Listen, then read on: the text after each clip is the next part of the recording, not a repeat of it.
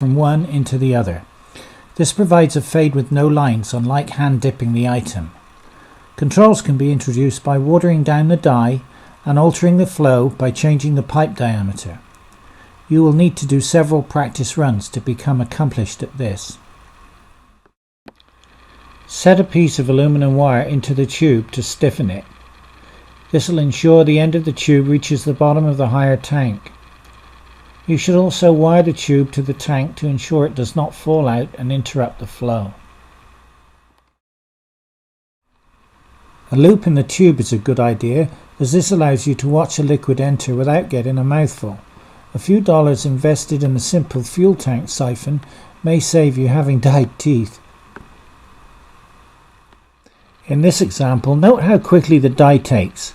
We used a large pipe with dye at full concentration and achieved a very slight fade. To lengthen the fade, you may need to weaken the dye and speed up the dye flow. One customer, doing a lot of fade dyeing, made this large Cammon motor to produce an even faded dye effect. The motor speed could be altered to change the effect.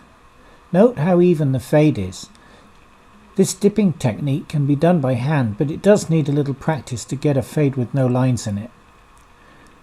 To fade two colours together, as in this example, just hang the part from the opposite end when dyeing, so the pale parts of the fade overlap.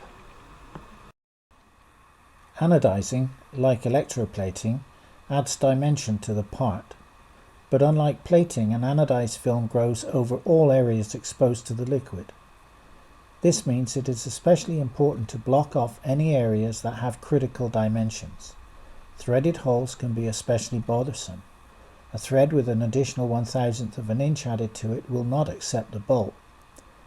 Plugs are a great way to solve this problem, and they come in a huge variety of shapes and sizes.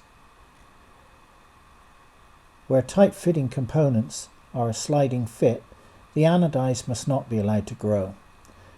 These areas can also be painted with masket, a rubberized coating that will withstand the dyeing process. After anodizing, the masket is applied using a paintbrush.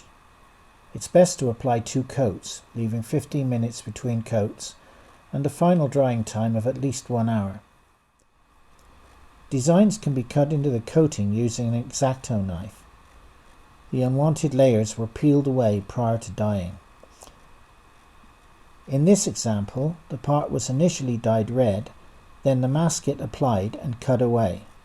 The upper area was peeled off and a fade bleach technique applied to remove the red dye. This example shows how the girl's silhouette was left masked and the outside masket removed before dyeing.